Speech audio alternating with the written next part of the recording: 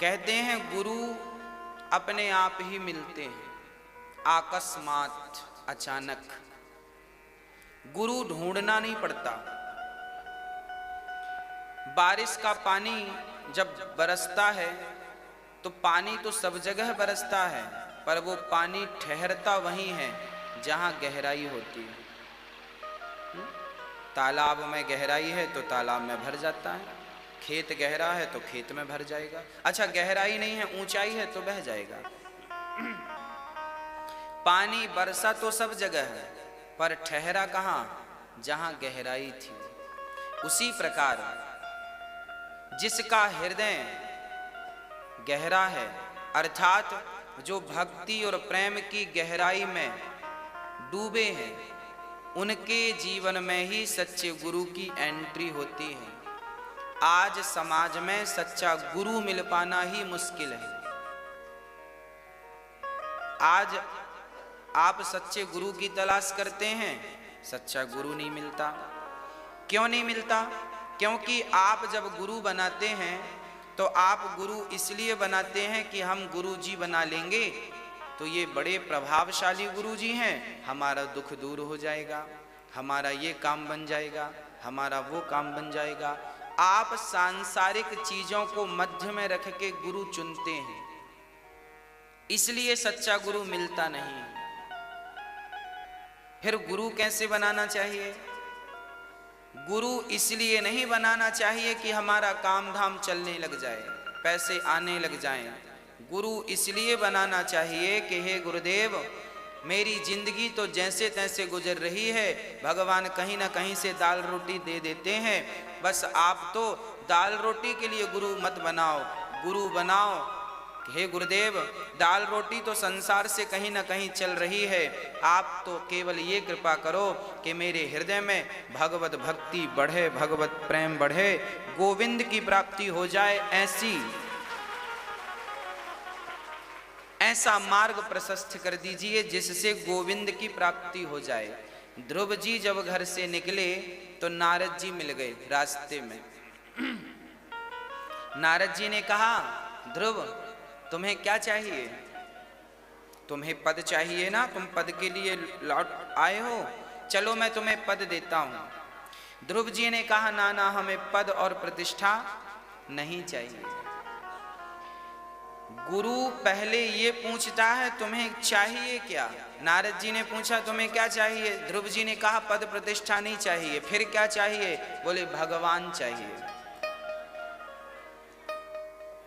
अब आप भी हमसे कहते हैं गुरु जी काम नहीं बन रहा है, तो आपके हिसाब की बात हम भी कर देते हैं, भाई ऐसा कर लो काम बन जाएगा। भाई जैसा शिष्य वैसा गुरु। आप जब सांसारिक बातें करते हैं तो हमें भी सांसारिक उत्तर देने पड़ते हैं। आप जब प्रश्न ही उत्तम करेंगे तो बात भी हम उत्तम करेंगे। ध्रुव जी ने ये नहीं कहा कि नारद जी, गुरु जी मुझे राजा बना दो, माल दे दो ना। ध्रुव जी ने कहा गुरु जी ये बताओ कि मुझे भगवान की प्राप्ति कैसे होगी। गुरु से हमेशा एक ही प्रश्न करना चाहिए कि गुरुदेव हमारा कल्याण कैसे होगा, कल्याण का साधन बताइए। तब नारद जी ने कहा बेटा देख, तेरी अवस्था बहुत छोटी है, अभी तेरी उम्र ये सब करने की नहीं है। ध्रुव जी ने कहा क्यों?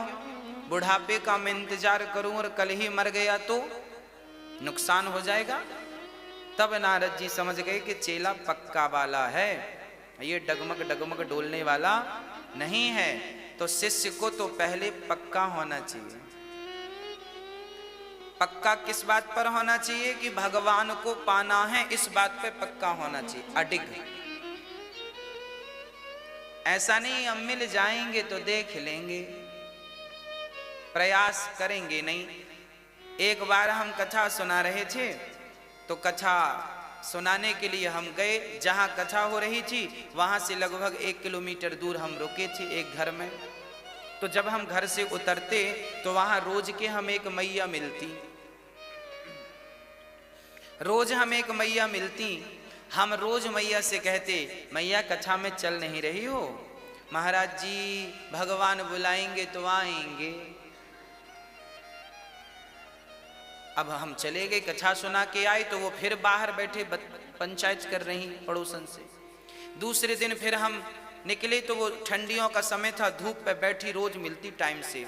हमने कहा माता जी आप कथा में चल नहीं रही हो? महाराज जी भगवान बुलाएंगे तो चलेंगे।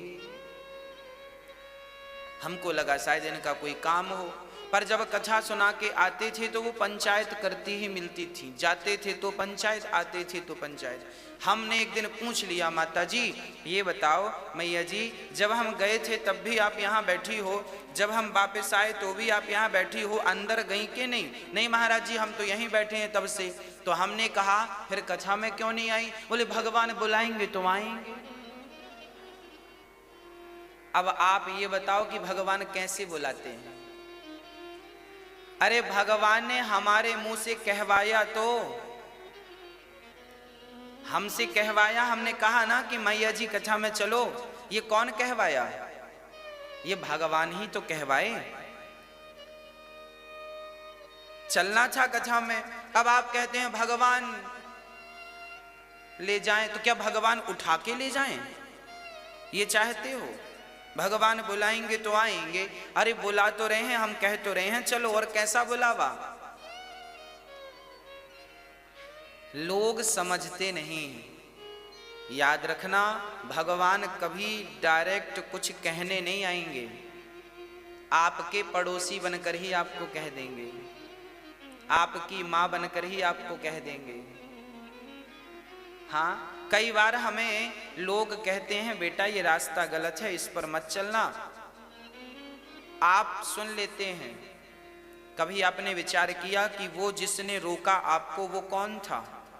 वो भले आपका रिश्ते में भाई था, वो भले आपका रिश्ते में पिता था, वो भले आपकी रिश्ते में पत्नी थी, पर रोका ना उसने, मतलब ईश्वर ने उनके द्वारा आपको रुकवाया था।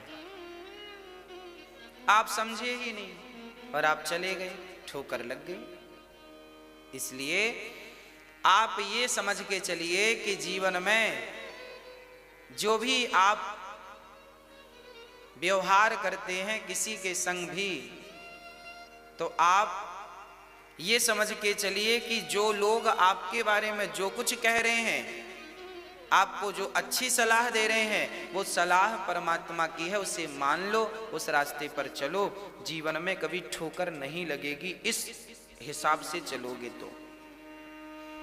नारद जी ने कहा बेटा अब क्या चाहिए? बोले भगवान चाहिए। मंत्र दे दिया, ओम नमो भगवते वासुदेवाय। मंत्र का ध्रुव जी ने क्या किया? देखिए गुरु के बिना ज्ञान संभव नहीं है। गुरु मंत्र तो दे सकता है, पर उस मंत्र को जप करके भगवान की प्राप्ति आपको ही करनी पड़ती है। गुरु रास्ता तो बता सकता है। किसी ने कहा भाई हमें आगरा जाना है, कैसे जाएं? तो आप बता दो, यहाँ से लेफ्ट होके राइट हो जाना, फिर आगे से लेफ्ट होके सीधा चले जाना, आगरा मिल जाएगा। जैसे कोई आपको रास्ता बताता है, उसी प्रकार से गुरु केवल रास्ता बताने वाला है। बता देगा कि भैया सत्य के मार्ग पर चलना, झूठ कपट ना करना, तुम्हें भगवान मिलेंगे। अब आपने किसी से पूछा भैया आगरा जाना है, तो सामने वाला बता तो सकता है, हाथ पकड़ के आगरा ले जा तो नहीं सकता। बताओ, आगरा का रास्ता तो बता सकता है, पर हाथ पकड़ के आगरा छोड़ने थोड़ी जाएगा। गुरु भी भगवान का रास्ता बता सकता है, भगवान तक तो आपको ही जाना पड़ेगा, गुरु नहीं ले जाएगा। इसलिए ध्रुव जी को मंत्र तो नारद जी ने दिया, पर उस मंत्र का जब जाप किया, नियम से जाप किया, गुरु वचनों पर विश्वास करके जाप किया, तो भगवत प्राप्ति हो गई, उसमें संदेह नहीं है। गुरु के वचनों पर विश्वास करके उस मार्ग पर चल पड़ना ही कल्याण का साधन है। इसलिए जीवन में हमेशा सत्य का मार्ग ना छोड़िएगा, पर हित का मार्ग ना छोड़िएगा। ध्रुव जी को भगवान मिल गए। केवल मंत्र जाप से 6 महीने में